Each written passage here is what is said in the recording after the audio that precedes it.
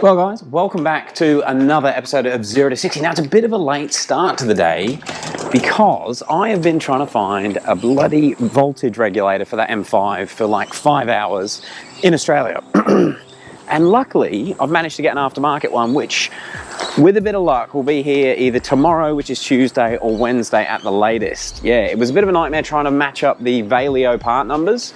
The long and short of it is none of the official Valeo distributors list anything compatible with the E60 M5, but I found an aftermarket part number, a dude in WA that's obviously got a hell of a lot of aftermarket regulators in stock, and he has one on the shelf, so he's express posting it to us, and yeah, maybe we'll actually have this thing going for rolls.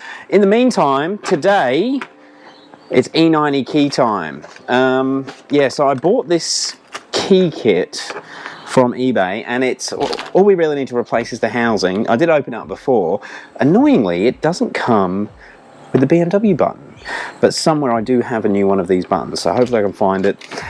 Not buttons, but little sticker things. The key kit that I bought actually comes with new switches and a battery. Now those batteries are for the non-comfort access keys. That 325 coupe is actually comfort access, that's why it has the battery hole.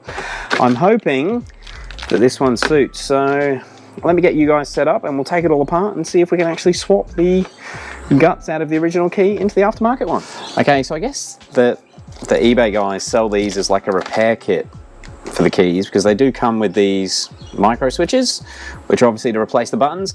These buttons all work fine, it's just the body is a bit manky.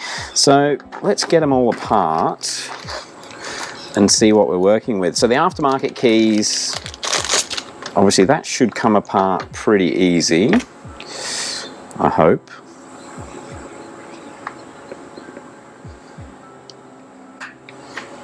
That's popped apart. So that was pretty easy to get that apart. And it even comes with a new battery holder. I see that battery clip is for the comfort access key, where that isn't. Anyway, we'll keep pulling it apart.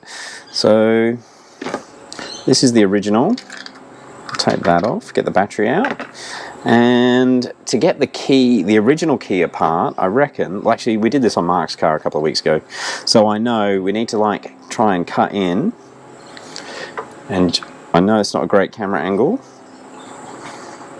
but what you don't want to do is go too far in and then damage some electronics. We'll try it on the corner. Hey, there we go. Yeah, obviously if we go right through the plastic, I will end up damaging the board that's in there, which we don't want to do. And from what I can tell, these are either like glued together or melted together. We'll keep cutting around.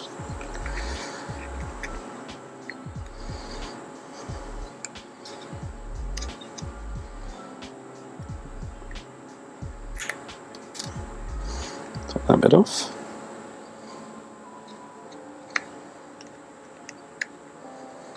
Doo-doo-doo.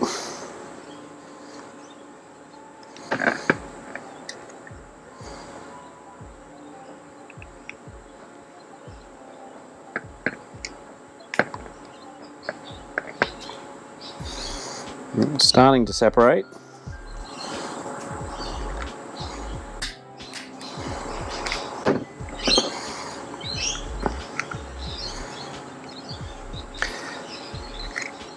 Ooh, see? You don't want to damage the board with the blade, so you do have to be careful. Ooh, please don't damage the board. Let's try and break it apart.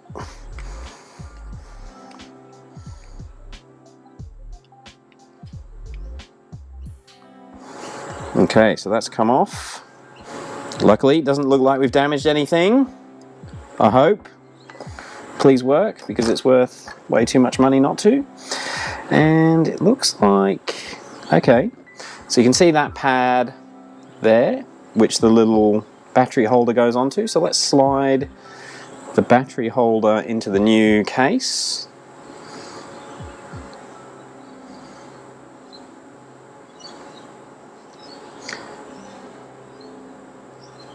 If it'll go. Okay, that's gone down in. It all seems a bit easy. Board will go on like that.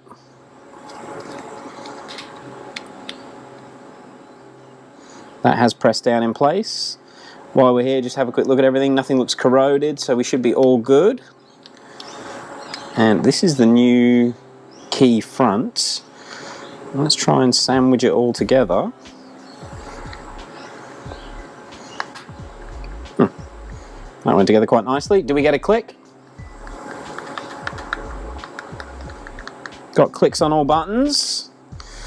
It seems to be going well. Let's take the battery cover off. Yeah, I think we're seated well. Put the battery in, the cover in, and obviously I haven't got the key recut, so I'm going to use the original blade. That's it. Let's go see if it works. There's the car. Not working yet. Oh, it did. Does it lock? Ah, it must have already been locked. Okay. So we are locked. Ah, got comfort access. So that still works. Okay. I don't know if you can see that, but it's unlocked at the moment. The indicator doesn't flash, but that just locked. Oh, comfort access is a pain. All right, it is working. Hopefully the GoPro's picking that up, but the buttons are working. Make sure it still starts the car.